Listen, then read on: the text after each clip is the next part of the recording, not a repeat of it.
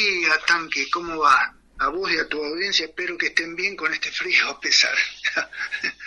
Transitándolo, pero también hay algunas cosas que nos levantan la temperatura el día, como lo ocurrido el día de ayer. Queríamos hablar con vos de varias cosas. Sí. Primero, bueno, vos me contabas cómo llegamos a esta Argentina en cuanto a lo económico. En primer lugar, entender que para ser soberano tenemos una base material que tenemos que recuperar. En la medida en que no podamos resolver nosotros mismos como país qué se produce, qué es lo que nos conviene producir y qué son las necesidades que hay que atender en relación al pueblo, qué producir, cómo, bajo qué formas sociales, vamos a seguir cargando con el peso del latifundio, vamos a seguir pagando la extracción que nos obliga a los grandes monopolios, por ejemplo. Entonces, ¿qué se produce? ¿Cómo? Y finalmente, ¿cómo se distribuye la producción? Son los 3 puntos clave para poder ser soberano.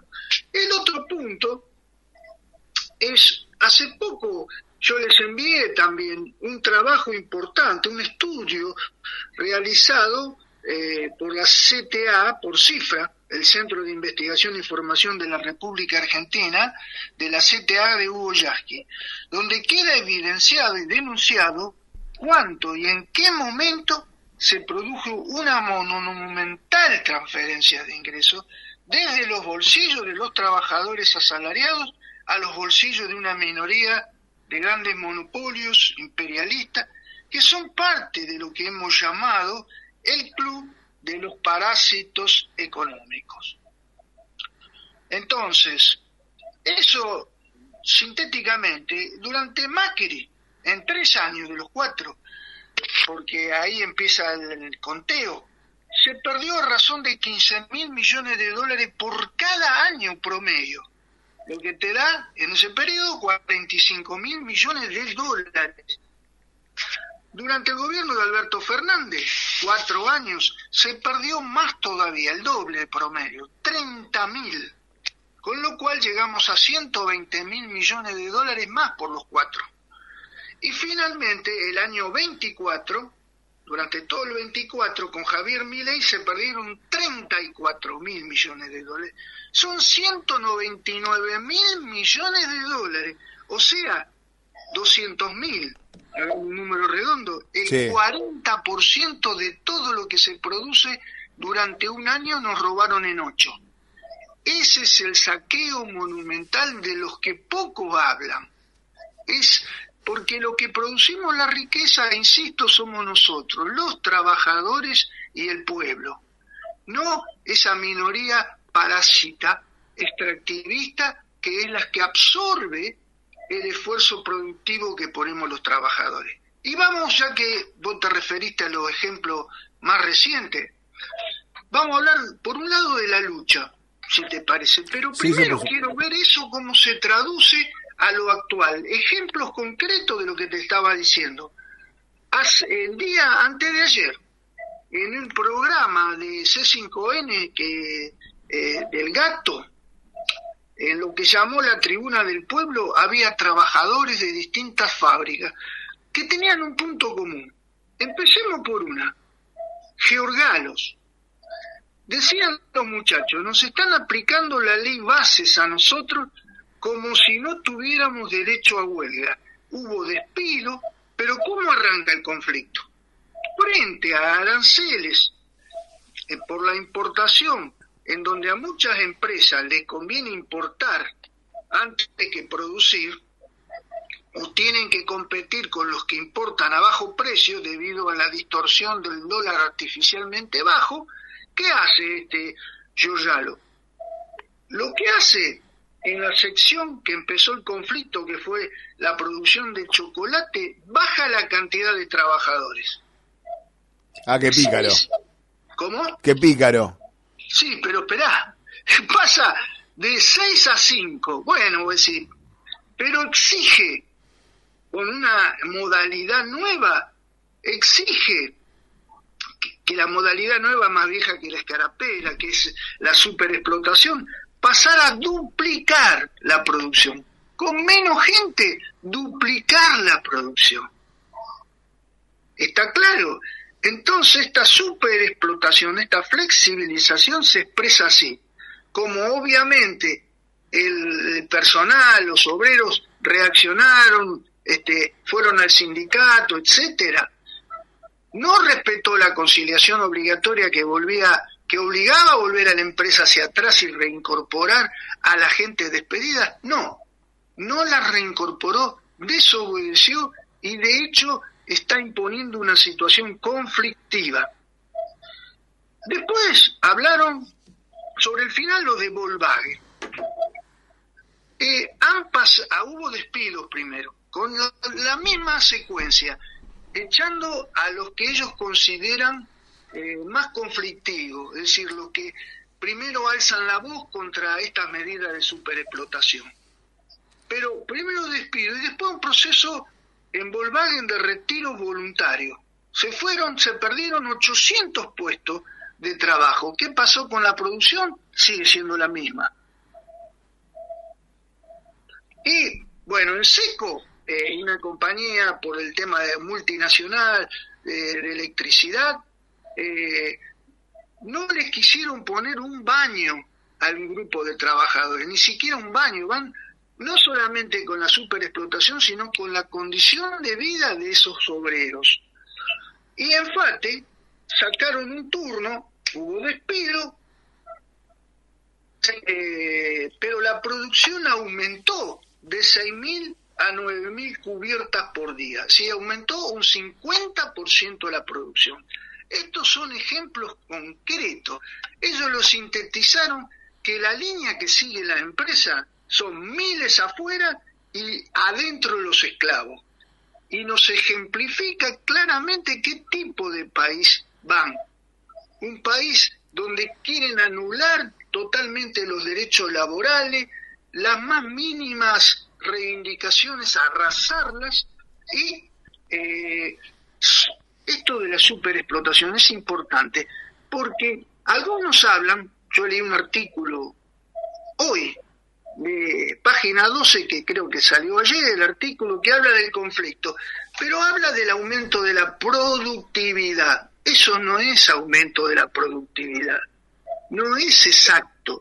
Esto es, porque la productividad, perdón que me detenga en esto, pero es importante entenderlo, la productividad es lograr, a través de la implementación de máquinas, trabajo y modalidades nuevas verdaderamente progresivas, lograr que con el mismo personal se produzca más.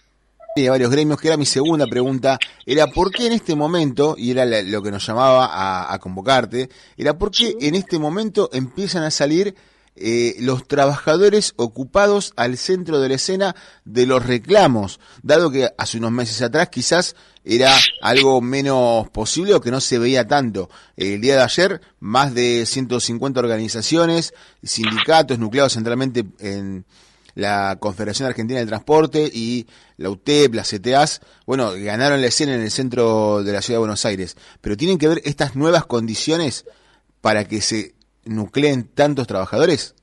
Exactamente. Tiene que ver con eso y con la no respuesta de sus, entre comillas, digamos, los mandos naturales. Aquellos que tendrían que estar a la cabeza de esa lucha siguen por un camino no de lucha, sino de conversaciones que llevan a un camino totalmente, a una salida estéril, y por el contrario, desde abajo, con multisectoriales, con acuerdos surgidos desde abajo, eso ya se vio en parte con lo que pasó en Tierra del Fuego, porque se logró en parte torcerle el brazo ahí, tuvieron que suspender las medidas, ¿no? Y además se logró que el movimiento obrero se colocara en el centro de toda una movilización masiva. Quiere decir que el de ayer, como bien lo señalaste, es un camino muy importante de profundización, marca un cambio cualitativo que también se vio el día 4, ¿te acordás? El 4 de julio, sí, que estuvieron desde los discapacitados, del Garrahan, los jubilados como siempre los miércoles, pero además estuvieron distintos sectores luchando, los científicos, haciendo una enorme movilización. Ayer también, y surgió esto nuevo, cada vez toma más, se concretiza cada vez más, se hace palpable la necesidad y la búsqueda de un centro coordinador de lucha, porque luchas hay por todos lados, la CTA, la corriente clasista y combativa, en fin, todo ese enorme movimiento que desde abajo está buscando una salida a favor del pueblo. Y Carlos, ya pasando un poco al bando, si querés, del enemigo o del rival en este caso, viste que el gobierno vende como exitosa su política económica actual. La última cifra que dio ayer, el crecimiento del 5,7% respecto al 2024 de la actividad económica. Sí. Eso, por supuesto, yo no lo veo traducido a mis finanzas personales. Muchos de mis compañeros de trabajo, que años en esta situación, o sea, a días de cobrar el aguinaldo, pensábamos en tal viaje, en tal cosa, en tal reparación de cosas de la casa, cambiar el auto, etcétera. Ahora, no, es para pagar cuentas, es para salir del ahogo. ¿Cómo se puede entender que ellos vendan como un éxito esta situación en la que los que tienen algún sueldo ya lo deben y los que no tienen nada están en el fondo del mar? Mirá, bueno, eso es muy importante lo que decís vos, porque se ha polarizado. ¿Qué te muestran ellos? Mientras baja el consumo, vamos a ver este caso concreto que dice que creció un 5,7% el consumo, etcétera, o el PBI o lo que sea. Ellos parten, como esto se mide interanualmente, de un año comparado al otro, están partiendo del tercer subsuelo que nos llevó la devaluación. Hace un año atrás, ¿no? En el 2024, luego de la devaluación y de una inflación del 25% el primer mes, el segundo el 20% y el 14% o más de 10% el tercero, el consumo popular había caído estrepitosamente. Entonces, respecto a esa caída, sí, hay una leve mejora, pero mirado años atrás, venimos cayendo sistemáticamente. Es como un saltito minúsculo que no tiene relación con otras cosas y que además es parte de los números truchos que hacen este gobierno permanentemente, como si la gente no fuera al supermercado, no tuviera que enfrentar las tarifas cada vez más altas y los salarios estuvieran congelados y anularan las paritarias. No, lo estamos viendo en concreto, pero es cierto que hay un 10% de la población que está mejor. ¿Por qué está mejor? Porque con el dólar artificialmente barato puede hacer compras afuera, puede irse de vacaciones, ¿qué aumentó? La cantidad de Ferraris vendidas. Mirá, porque me di el ejemplo ayer, porque ayer jugó River y anteayer jugó Boca en Miami, en Estados Unidos. Había muchos argentinos. Y decía, ¿cómo puede ser? Claro, porque es el correlato. Una cosa es el correlato, son grandes sectores populares, pero dentro de esos sectores, dentro del pueblo, hay una minoría que, digamos, está igual o mejor. Y esa minoría se ve beneficiada por las distorsiones de esto. ¿Te acordás? En la película Plata Dulce, que iban a Miami de M2 y compraban no un televisor, sino dos, y veíamos productos importados en los supermercados. Bueno, esto es similar. Una minoría, ya te digo que puede estar cercano al 10% o tal vez un poquito más, está viviendo una cierta mejora, pero el problema son el 90% restante que hemos reducido al extremo, que nos endeudamos con la tarjeta de crédito para comprar alimentos. Esa es la realidad. Entonces te toman un dato parcial y te lo generalizan, cuando en realidad lo que tenemos que ver es qué pasa en la mayoría. Y se ve claro, porque en los supermercados hay una caída en la venta. Dice, no, se vende por otra vía como Mercado Libre. No, no es así.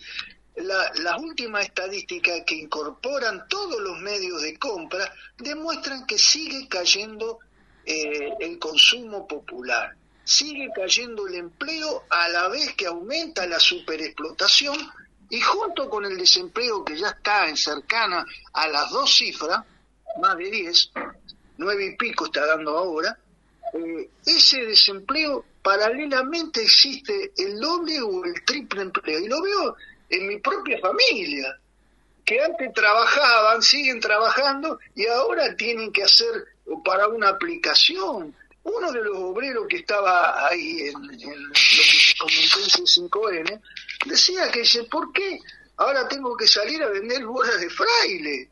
¿Te das cuenta? Otra mujer, salgo a la venta, las médicas del Garrahan, una vende ropa, es decir, hay un pluriempleo, mientras una parte de la población trabaja de más, hay otra parte que no tiene empleo y no alcanzamos a fin de mes. Esa es la realidad, y se están incubando. Lo nuevo es eso, pero lo nuevo de la lucha, entre comillas nuevo, siempre hay lucha, donde hay opresión hay lucha. El problema es en dirección a qué cambio vamos. Y hablando de los cambios y la dirección que hay que tomar para llevarlos adelante, bueno, vos como parte del foro y distintas propuestas económicas para salir de este atolladero que estamos viviendo en la Argentina. A ver, ¿por dónde? Tiranos una medida económica por la cual vos empezarías si mañana fueras ministro de Economía. ¿Por dónde empezamos? A ver, ¿qué podemos proponer? Bueno, en primer lugar tenemos que tener en claro que estamos hablando de conquistar, primer medida es política, conquistar un poder popular, que implica tirar abajo, torcerle el brazo en términos generales a esta política y abrir un nuevo cauce, con el pueblo movilizado, con las fuerzas coordinadas, etcétera. El primer problema es tener en la cabeza que sin un nuevo poder es imposible. Segundo lugar, digamos, las medidas económicas, los propios problemas son la forma, si lo miramos bien, vamos a encontrar la forma de revertirlo. Te doy un ejemplo. Buenísimo. Respecto al tema de la deuda, que es digamos, un tema fundamental que se deriva del tema de fondo de la dependencia, ¿no? La dependencia respecto del imperialismo. ¿Cómo haríamos? Tenés básicamente 2 tipos de deudas. Una, la deuda que está en pesos, que vino con dólares, compró títulos públicos, compró bonos y está beneficiándose con una mayor tasa que el ritmo de devaluación. Quiere decir que a la hora de la verdad acumulan dólares para después fugarlo a las guaridas fiscales y dejarnos a nosotros el peso de esa deuda. Tenemos una que está en pesos, alguno está unido con el dólar, otros no, pero en pesos. Después tenés la que está en dólares, expresamente de entrada definida en dólares, como la del Fondo Monetario, por ejemplo, y de otros organismos internacionales.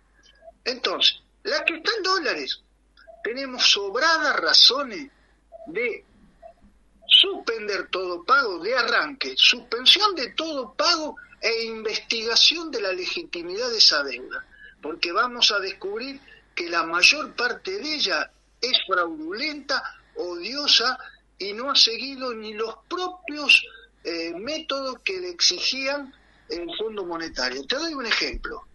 ¿Cuánto era lo que podía pedir la Argentina respecto a la cuota que tiene dentro del Fondo Monetario Internacional? Lo que le podían prestar como máximo era 19.000 millones de dólares. Dinero, a través de la nacionalización de la banca y del comercio exterior, pero a través de la nacionalización de la banca, volcarlo directamente a la producción.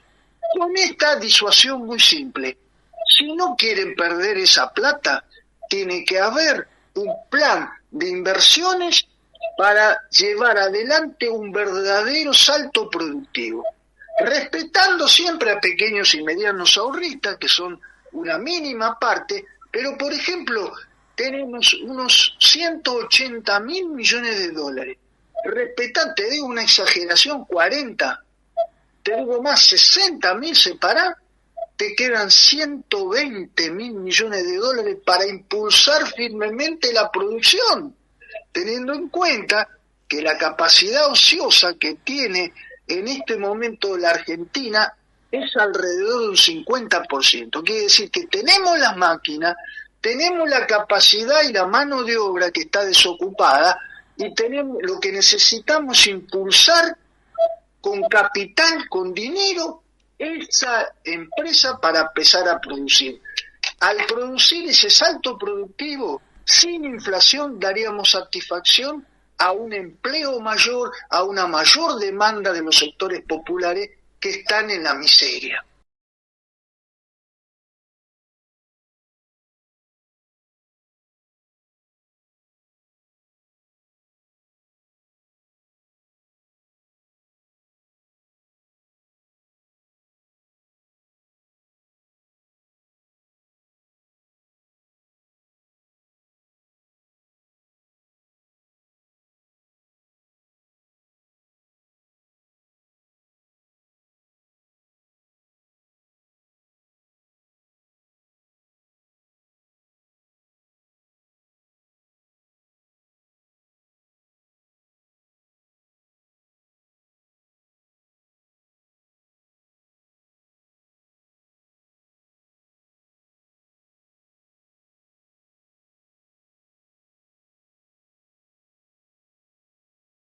Respecto al campo, es clave. Acá sí tenemos que analizar bien, el tema de la productividad y la verdadera. Mira, el tema es el siguiente.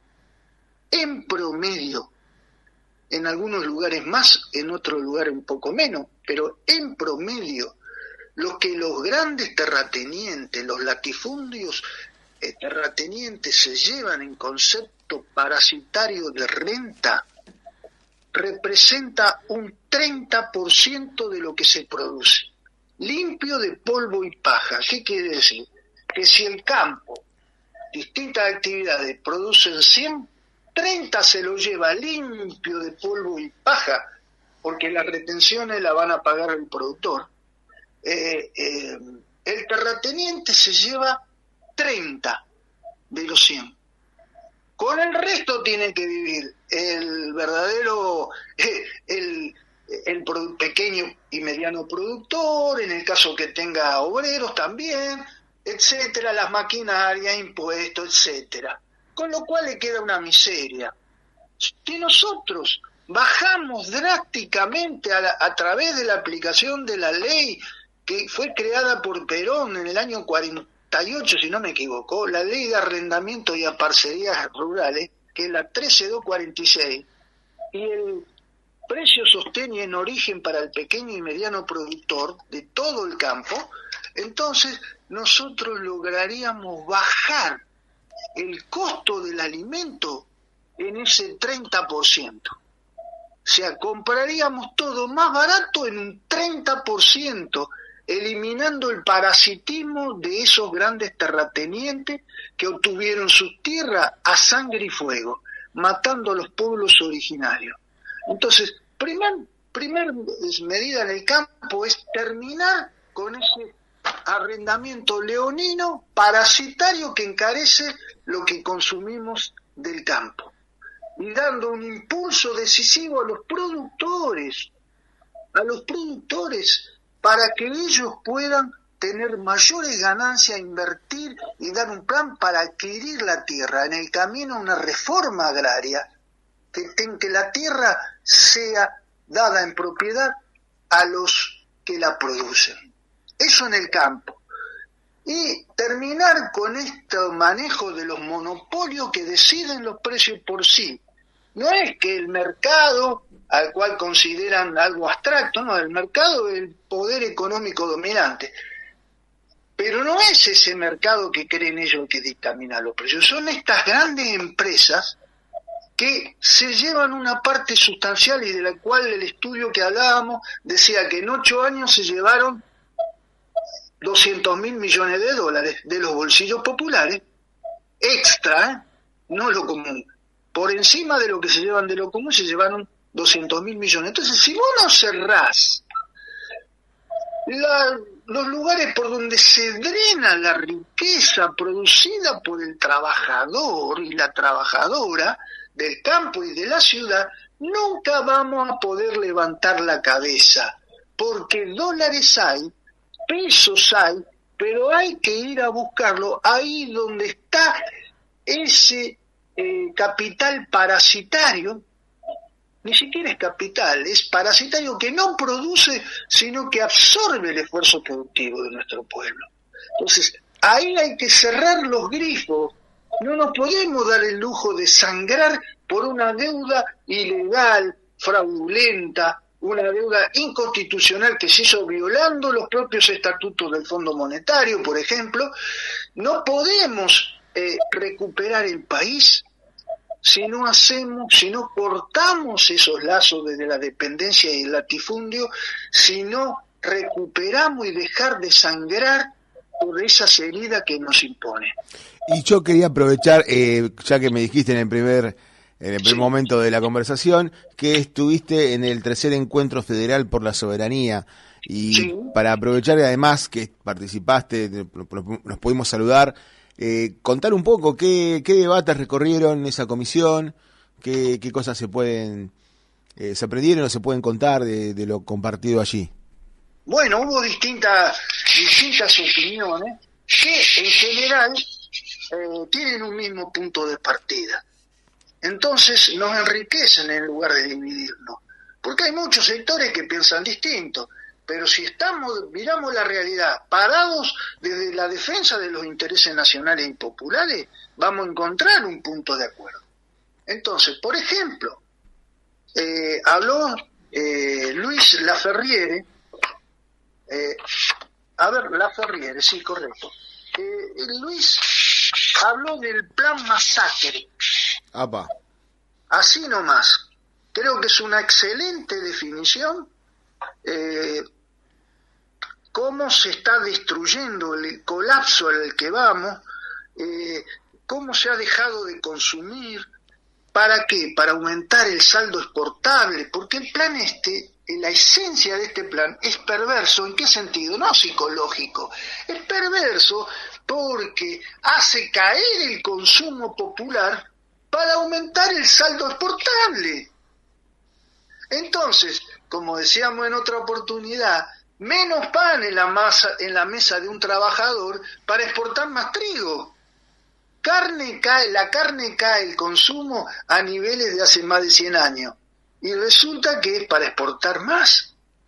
Lo mismo sucede con todo, y se ha hecho lo que antes era un consumo habitual, como la yerba mate y tantas otras cosas, han caído por el piso. ¿Para qué? Para exportar más. Lo mismo pasa con vaca muerta. Sí, tenemos un país productor de gas y de petróleo, pero nosotros vamos a pagar el precio internacional, y es un insumo fundamental para la producción. Entonces está pensado para exportar, para obtener más y más divisas y dar cuenta de los parásitos económicos. En primer lugar se encuentra la oligarquía financiera. Entonces, habló de distintas formas, pero este es el tema, ¿no? Entonces, habló del RIGI, de la pérdida de soberanía que implica. También esta flexibilización que hablábamos antes estaba en el plan que votaron, ¿no? El plan de la ley Bases. Bueno, entonces Luis, que es de Entre Ríos, nos dio Después habló Jorge Esmé, que habló como, no solamente por su experiencia, sindical, que es muy rica. Hace poco hicieron una movilización muy importante, sino como miembro del Comité Central del Partido Comunista Revolucionario. Nos planteó qué pasa en la provincia de Buenos Aires, cómo la vienen luchando, el papel del capital financiero, etcétera. Digamos, fueron formas similares. Hubo otro planteo de quien fuera ministro de Entre Ríos, que partió de una definición que se debe entender por economía y economía política. En fin, fueron varios. Acá generó una polémica, sí, porque, por ejemplo, la Constitución de Entre Ríos, si vos la mirás la letra, es muy buena. Dice que hay que promover la producción, que hay que facilitar la inversión, que hay que mejorar las condiciones de vida. Bueno, pero eso también está en la Constitución, en el artículo 14 bis. Sin embargo, el Estado no le da bolilla a eso. El Estado, que se ha fortalecido con el gobierno de Milei en cuanto a su efecto represivo, en cuanto al espionaje a los opositores, en cuanto a aplastar los salarios y a reprimir al pueblo, ese Estado directamente ha hecho una constitución nueva, ha hecho decretos y leyes que cambian el carácter de la Constitución y en los hechos representan un retroceso. Bueno, eso fue lo que se debatió. Yo planteé también lo mismo para algo parecido, pero con el tema de tener en cuenta que todo se deriva de la presencia del imperialismo y la dependencia. Desde ahí surge la deuda, los monopolios y otros factores. Y después el peso enorme en el campo del latifundio terrateniente, que es un peso muerto que debe soportar no solamente el producto del conjunto de la sociedad argentina, porque, repito, estamos pagando 1/3 más de lo que valen las cosas. Cada vez que comemos, si querés, una manzanita, una manzana, cortá la tercera parte y decir, esto es para el terrateniente. Eso es lo que pasa en la práctica antes de salir de las tranqueras. Después viene el proceso de intermediación que multiplica hasta por 10 la producción, porque una manzana en un supermercado vale la 10ª parte de lo que se le paga al productor. Bueno, en fin, eso fue lo que se habló, y se habló la necesidad de la coordinación de la lucha. Bueno, y otros elementos. Bueno, Carlos, se me estaba quemando la pava. No, bueno, mirá, yo por mi parte con eso terminaba, vos podés contar lo que quieras. Quería resaltar además que en ese encuentro, a mí sobre todo algo que me agradó por demás, es que al cierre de la apertura, digamos, ¿sí? Había muchísimos jóvenes, muchísimos pibitos, sí, pibitos de secundaria, cantando sus canciones, ahí antes de entrar a los talleres, así que como rasgo distintivo a todo esto que contás, yo le agrego ese condimento que no es menor en este contexto y en esta realidad. Bueno, seguro, Tanque, y esa consigna tan sentida, hubo mucha, pero esa, no, la patria no se vende, sino que se defiende. Es clave porque sintetiza lo que está pasando ahora. Nos están destruyendo nuestra patria y tenemos que defenderla. Bueno, Carlos, de mi parte, listo. ¿Querías contarnos algo más? ¿Alguna actividad que tengas que promocionar? No, mira, tenemos que seguir, es muy importante que vos me preguntaras qué medidas, tenemos que seguir planteando, porque hay soluciones. Hay algunos que especulan, bueno, y creen que, por ejemplo, poniendo la marchita, ¿no?